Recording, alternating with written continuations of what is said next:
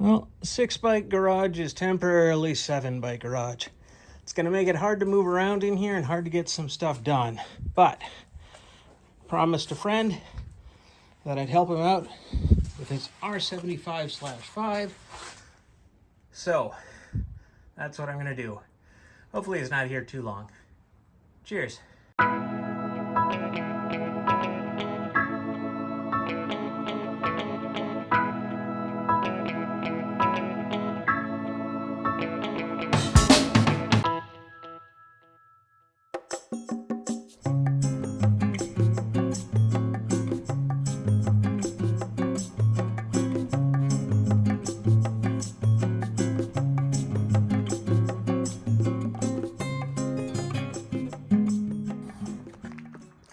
It is a bit dusty and dirty, but all that should clean off. To see what we can do about that.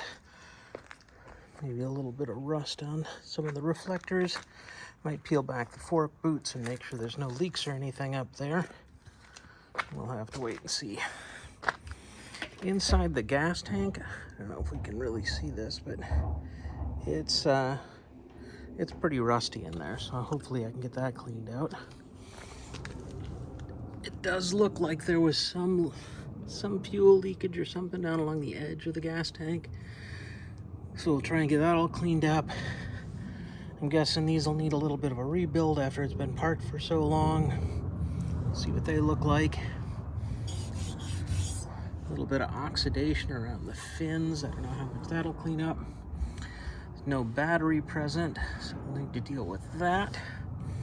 Clean up some of the chrome on the mufflers, but other than that, they look good, and I don't feel anything on the bottom of those. Need to sort out a tail light of some sort. So it's got Works Performance shocks, so that's cool. Nice set of rear sets.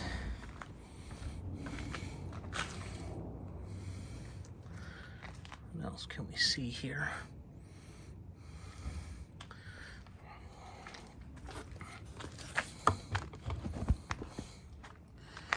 It looks like there's a little bit of wiring stuff to figure out. It should be pretty simple.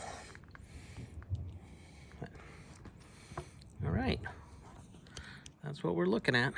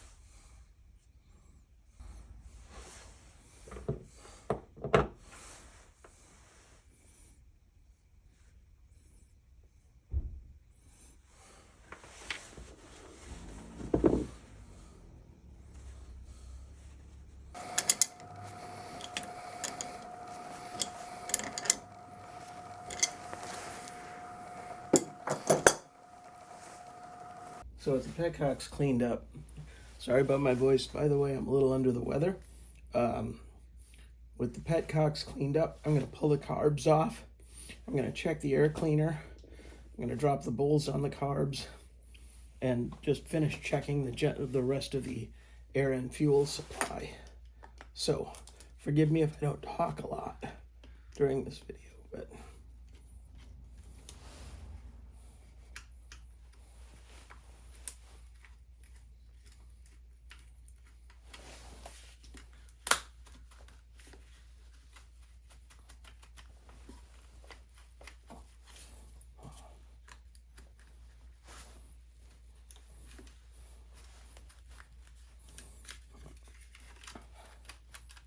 I think that's supposed to pop right off there.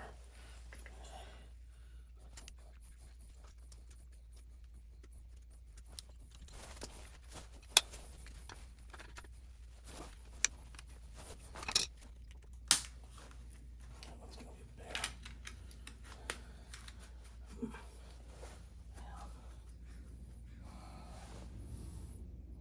There we go.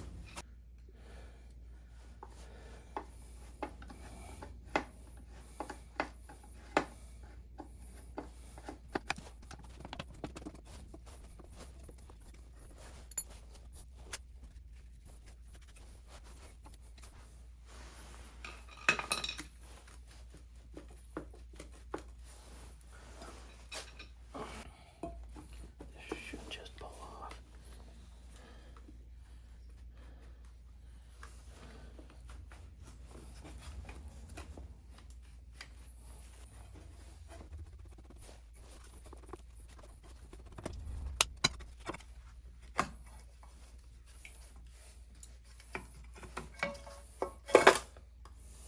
All seemed a lot more complicated, harder than it was, than it should be. But it's off. I'm not sure I like these plastic intake boots. Okay. Probably take that off just so I can clean that up a little.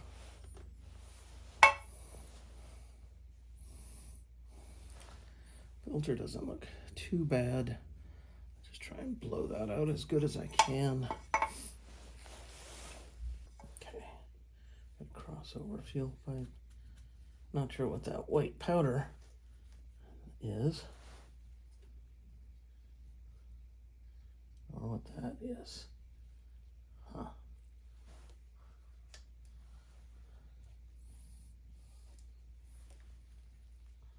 What the hell is that for?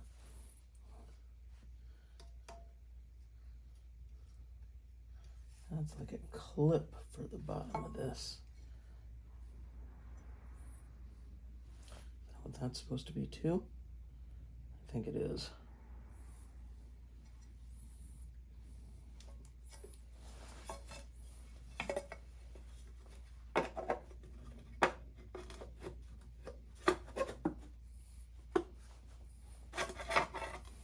Yeah. All right. Anyway.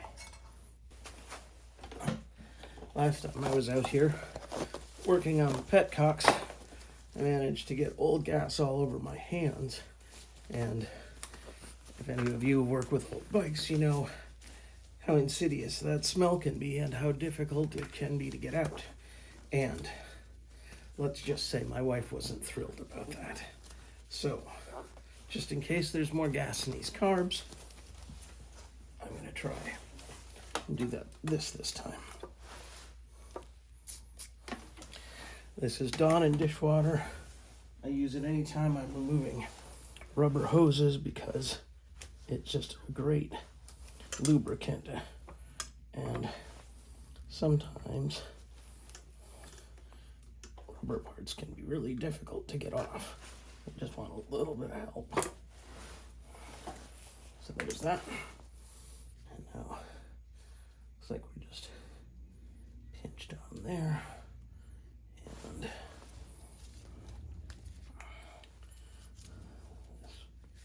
we can just unhook.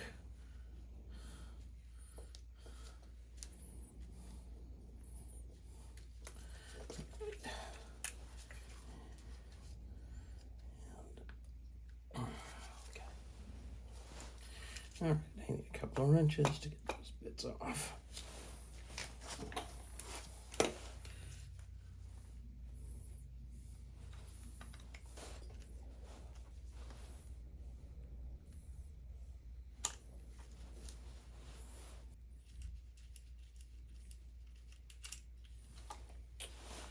All right, that's one carb off.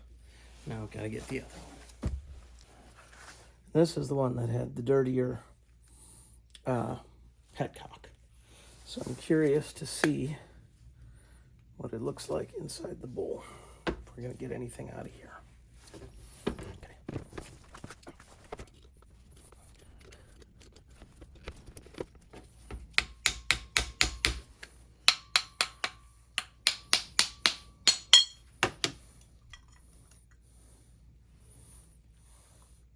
That all looks like it was pretty dry. All right, well, at least it's not all gunked up with tar. Let's see what the other side looks like. That one looks pretty clean. So I think that one must have had shit sitting in it that evaporated. Excuse me, stuff. All right, well, we'll get those cleaned up. We'll clean out those fuel lines, and we'll see if she doesn't want to fire. First, we'll start at the top. If those are tight at all, I put the bowl back on so that I could have something to protect the bottom as I gave it a little bit of impact.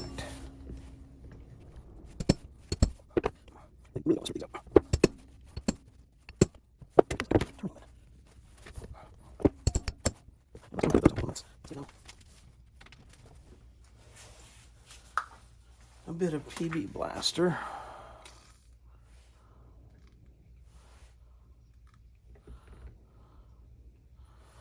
Let that soak in for a few minutes.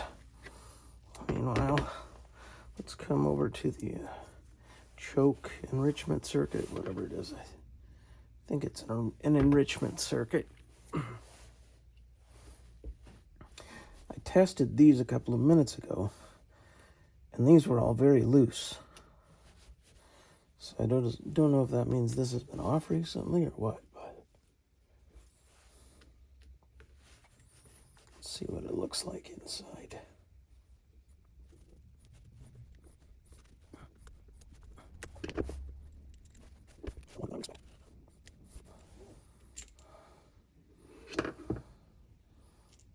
Okay, just a switch valve.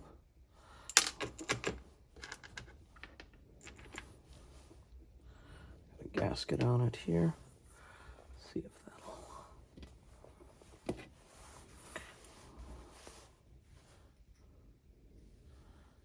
Might just leave that well enough alone for now.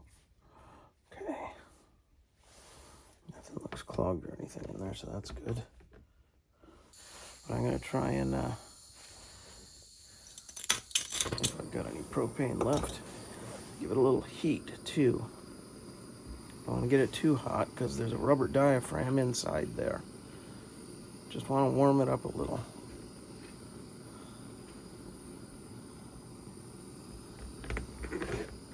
In the hopes of helping the PB Blaster get down there and increasing my odds of these breaking free without issue.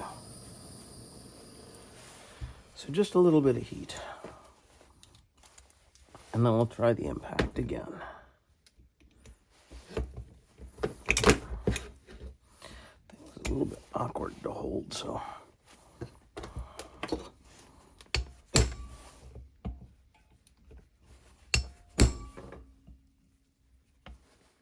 All right, that's one.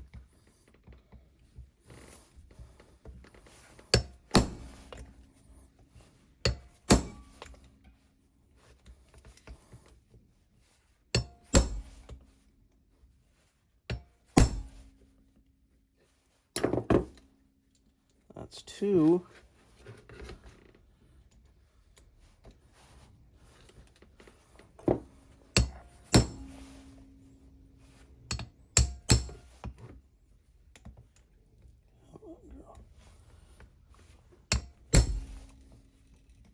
That's 3.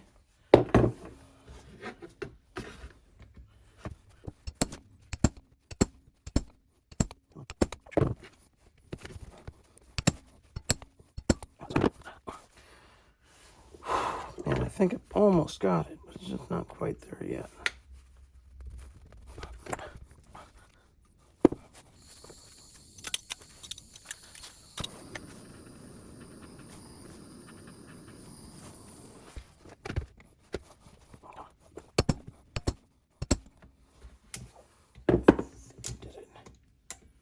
All right, that's 4. Excuse me. Oh, good. All right.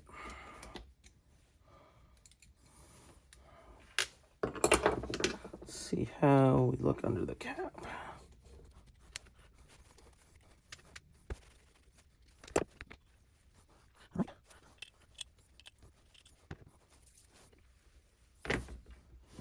There's your slide, rubber diaphragm, needle.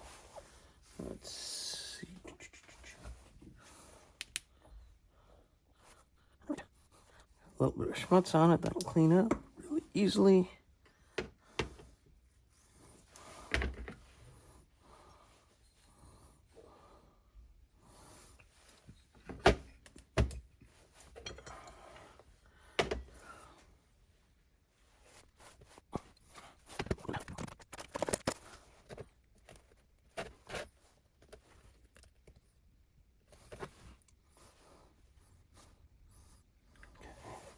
Always have to be careful with float pins.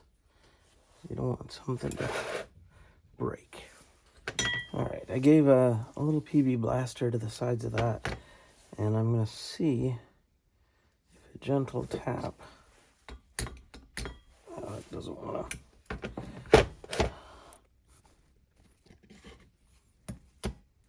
Oh, there it goes. Good. I did it.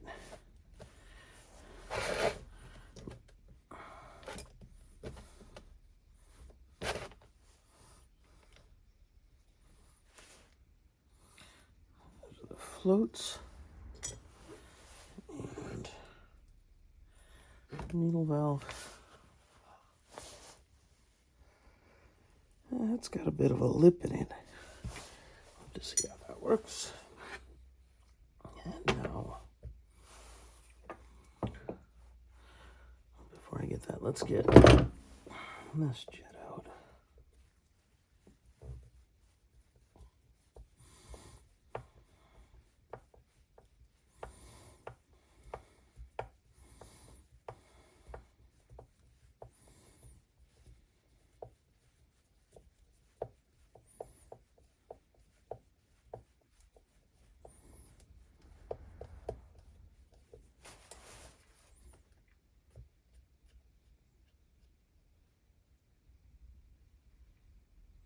Yeah.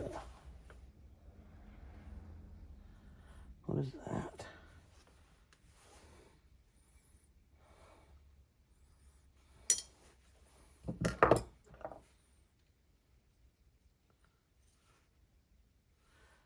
Huh. It almost looks like it was a rubber gasket or something, but I can't quite tell. It's nasty, whatever it is. Huh.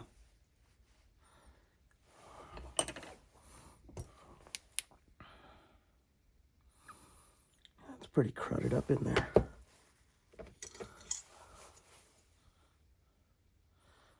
But the holes and the jet are all clear.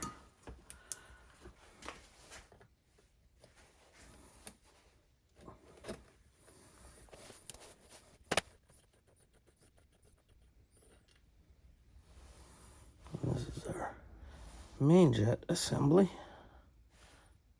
Got an O-ring on that. And I can see light through that. So that's good.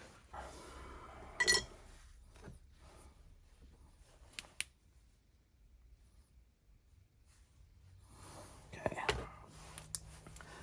And mixed screw, let's see where we're at with that. We're at 1/2. Not quite 3/4. Wow.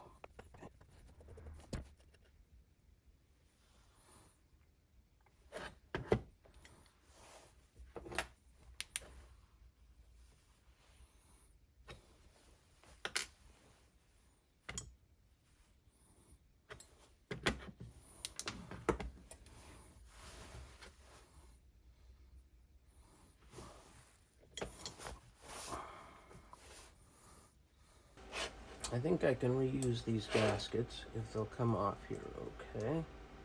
So let's find out.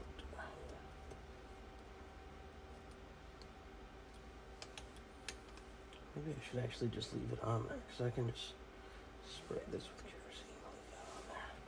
I'm gonna leave that on there. Let me see about this one though.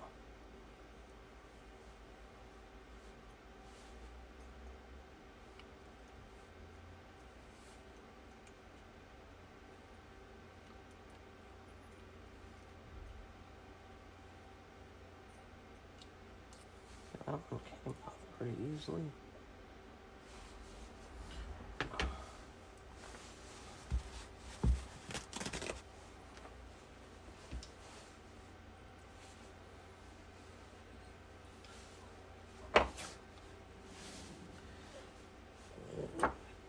Second guessing myself on this one.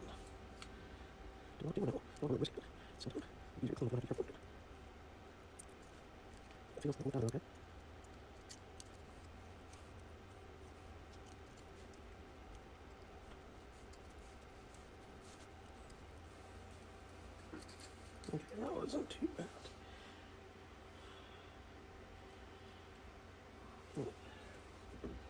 All right, what else have we got here?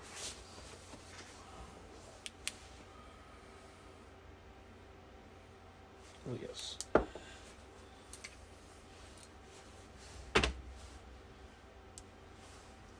Can't remember what they call it. That's just the top part. The main jet assembly has that piece and that piece and that piece. It all kind of stacked together. Actually, this piece and this piece come apart from one another.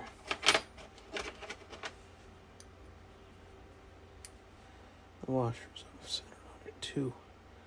Weird. Alright, I'm gonna think about that for a little bit. And maybe, just in case I try something else, put a little of that on there.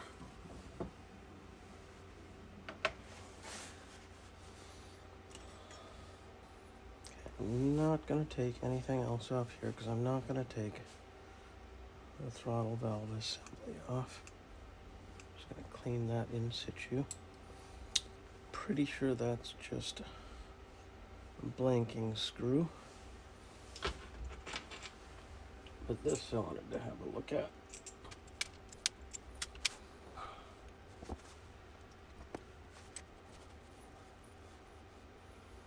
This is the enrichment circuit, and it should just push out, and it does.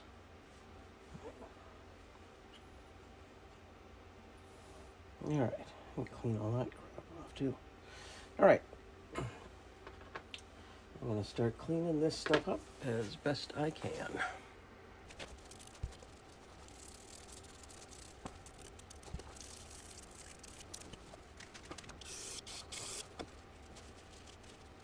So I've got all the pieces cleaned up.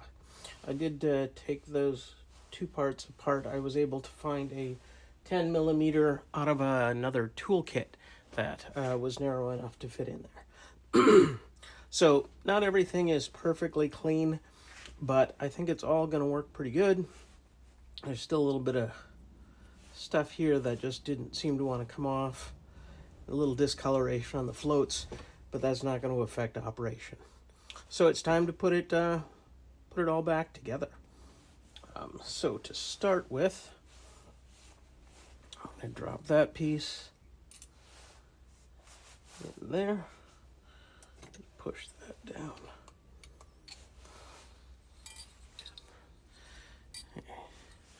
You can see that it's sticking up right there, I think. Yeah, right there. And then this one drops into that. If I've done that correctly, that should be good. Now, that screws in.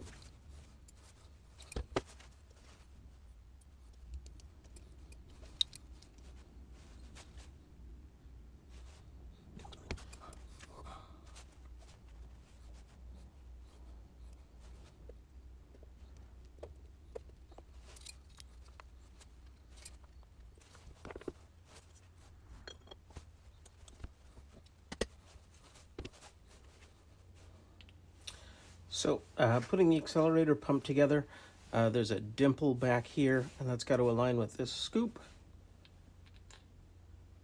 So when that tucks in there, this teardrop winds up at the top side.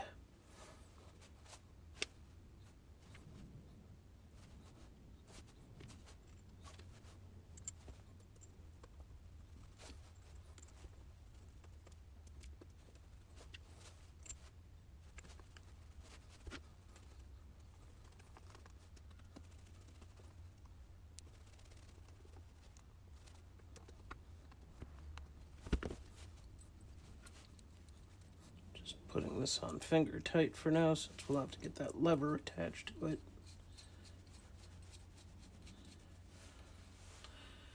Okay. For the diaphragm, there is an indent. I don't know if you can see that on one side, and there is a little corresponding high point there, so you know which way this goes on. Make sure your needle gets into the needle jet below, and make sure your diaphragm seats.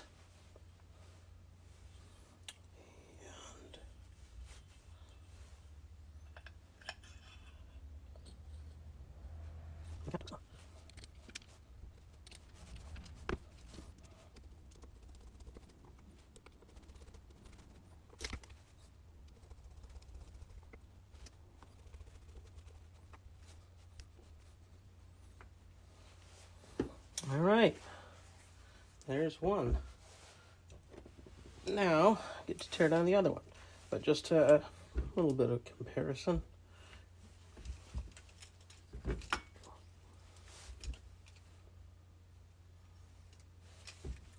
Okay, that's two carbs cleaned up and back together, ready to go back onto the bike. I did figure out what that black schmutz that was above the idle jet on the first carb. There was supposed to be an O-ring on it. Somehow it got mangled and jammed up above it. When I took the one on the other side apart, I found it also had a damaged O-ring.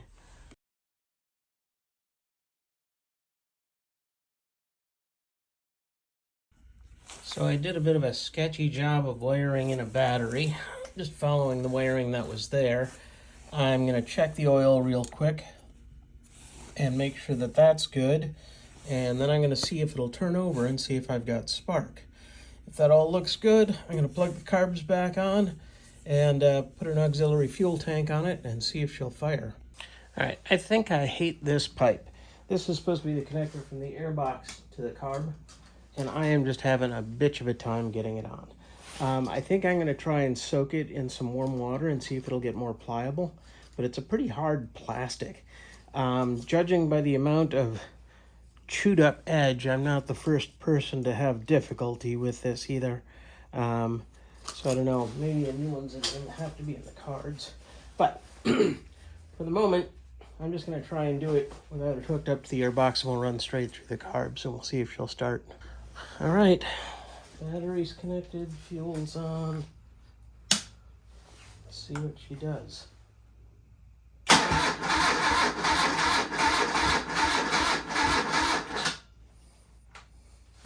Suppose I should give it some choke, huh?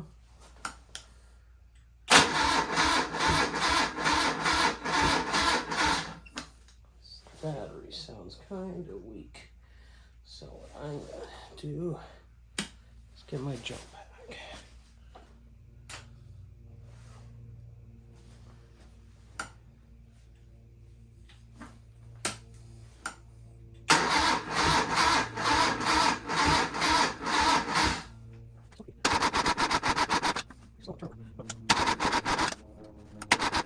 I see I'm dumping gas too.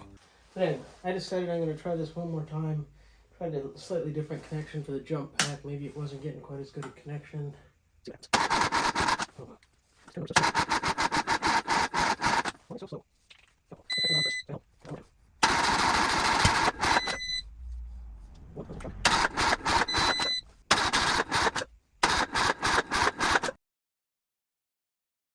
All right, I figured out how to get this hooked back up, and basically you need to install these two as a single component. It's got 3 hinge points, so you kind of twist and put it up there. Also, I warmed this up with a heat gun first, so it'd just be a little bit softer. And I sprayed a little bit of Dawn and or water with a drop of Dawn in it at the 2 points to help it slide on, and it popped right on. Bit of a work though. So anyway, now I'm gonna get the tripod. The jump pack should be fired up. We'll see if it'll start.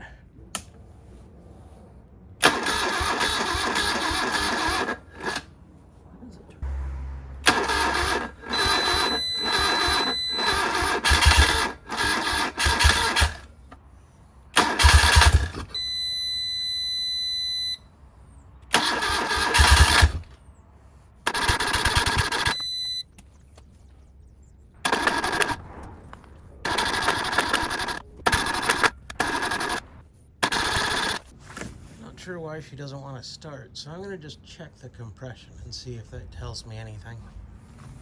Okay,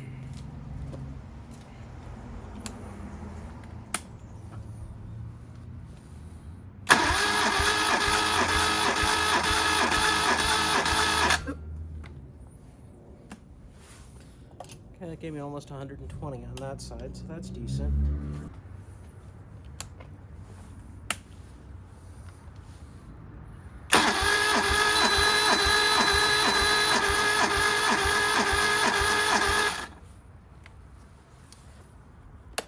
Not turning over very fast, but it's only giving me 90 on that side. So we might have a bit of a compression issue. I just put a little bit of Marvel's Mystery Oil in each cylinder, rotated around a few times. Gonna give it a little spray with the starter fluid and try it one more time. I think my battery pack is dying, my jump pack. So I'll recharge that. And I think I'm just going to have to give it up for today if it doesn't start.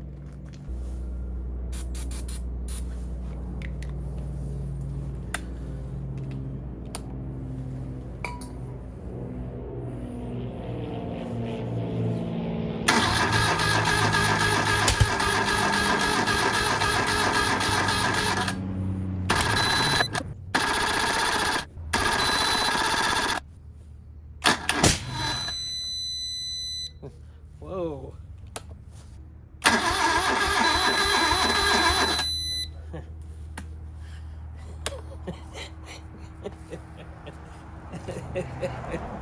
Well, that backfire's got some neighborhood dogs barking.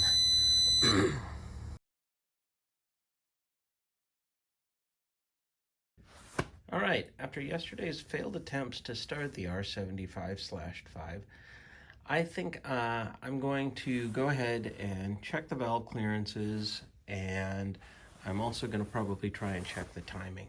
So the first step for checking the valve clearances is to take this head off. So I'll have to remove the spark plug, this bolt, there's 2 that are kind of around the corner here, then this should come off. Once I've got it off both sides, I'll remove the spark plug leads, and then you can just see a bolt behind the spark plug. You're supposed to retorque the heads before you check the valve clearances on these, so I'll have to do that as well.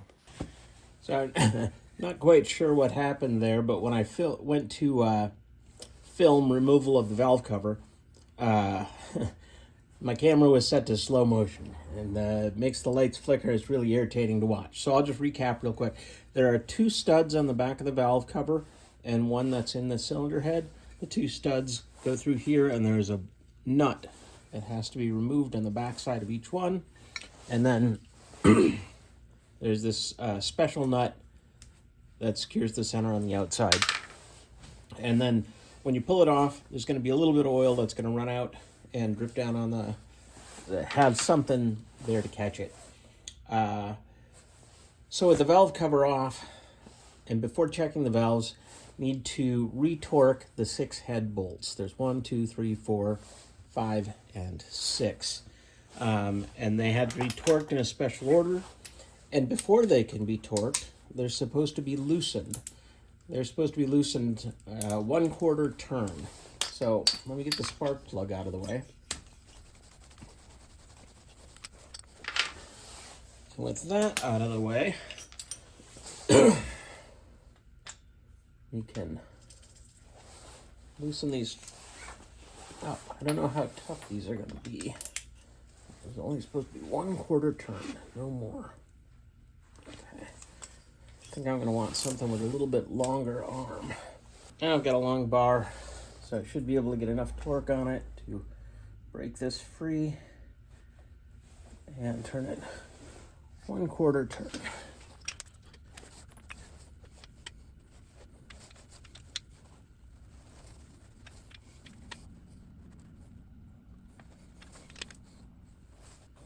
Yeah, the two tightest ones there were these two. Everything else felt like it was about what I would expect. But with that done, loosened up, they're all supposed to be tightened to 26 foot-pounds. So that's what I've got my torque wrench set to, and it's supposed to be tightened in a certain order. Crisscross pattern, probably pretty similar to what I just did, but it's all right. Let's start with this one.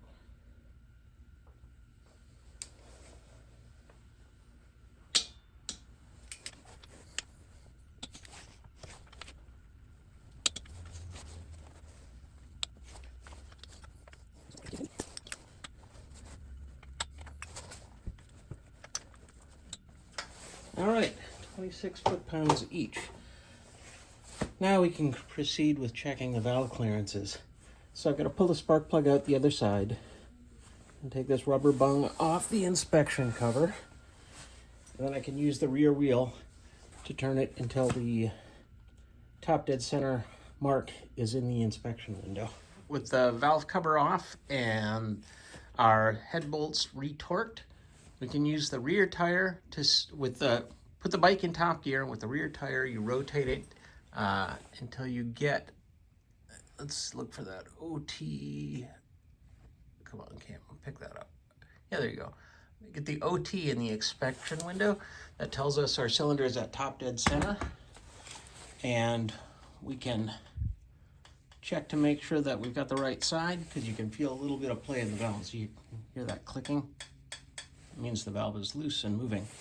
And then with our feeler gauges, we can check and see what those clearances are and make any adjustments necessary.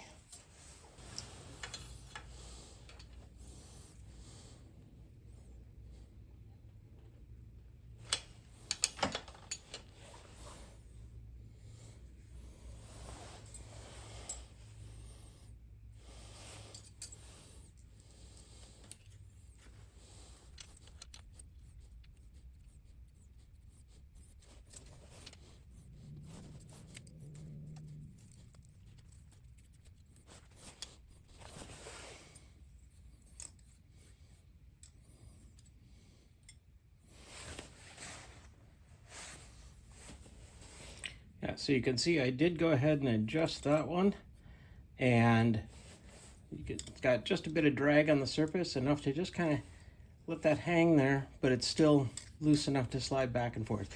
So that's about where I want it. I'm going to try and do the same thing now on the front.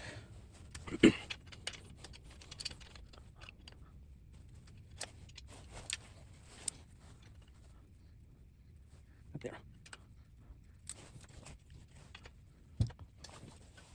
See how I did there.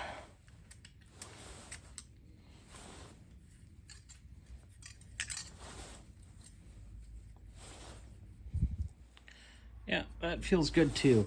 This one, yep. Happy with that, very happy with that. Okay, so I've finished adjusting the valves on both sides.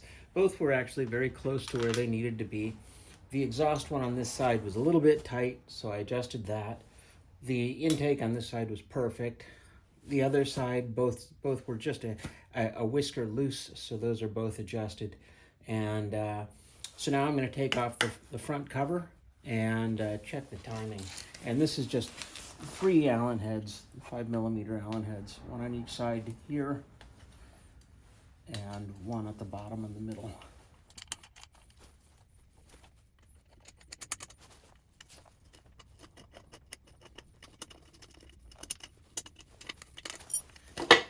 whole thing just pops off. So when we look under the cover on the front, I think this is what they call the diode board. There's a what did they call this thing again? Condenser, excuse me, there's a condenser. This is our generator, alternator, stator, whatever they call it here. There's an advance unit here on the front of the points. That feels like that's working just fine. And then our points are just behind there somewhere. I've got to get down in there and see if I can actually see where it is. And then I can use an Allen wrench here, I need a bigger one, to turn the crankshaft over and see exactly when those points are opening to check time, and if they are out, that can be rotated to adjust it. So I moved around to the other side, and you can see those are the point contacts right there. As I mentioned, this is the advance unit. As it spins, these weights on the outside fly out to adjust the timing. So the first thing I'm going to do is give the points a little spray with some brake cleaner to clean them off a little bit. I'm going to kind of give them a visual inspection. From what I've been able to see so far, they look like they are square and not pitted and should be good. I learned the trick of using brake cleaner to clean these off just because it does dry out so quickly. After I give this a minute to dry off, I'll show you the light bulb setup I've got so that I can test when the points are opening. So I've done what I can to set the timing. I might go into that a little bit later. The valves are good. Got the gas tank back on with a little bit of fuel in the tank. Give that a minute to get down to the carbs. And we are going to try and start it again. See what happens. Fingers crossed, praying, wish me luck.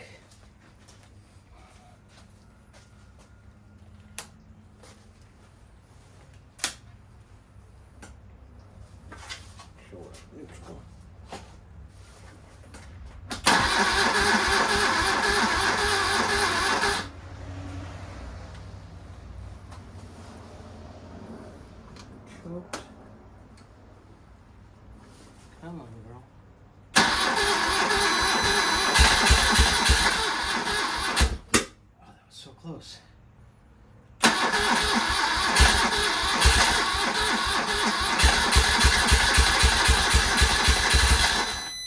So close. Come on. Give it to me.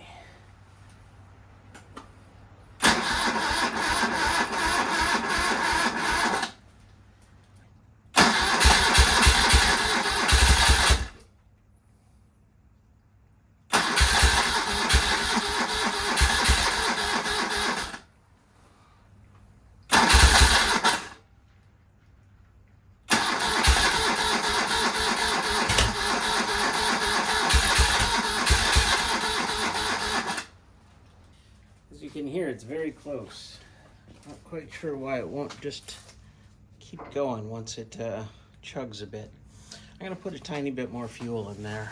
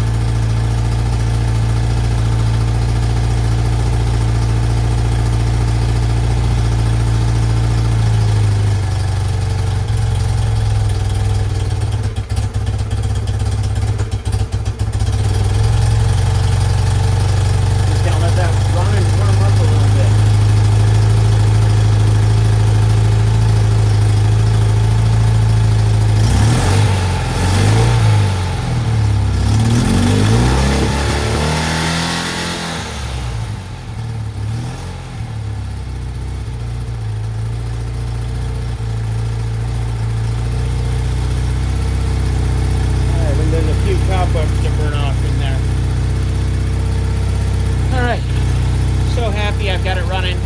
Now I can dial it in. Hopefully it'll start easier from here on out.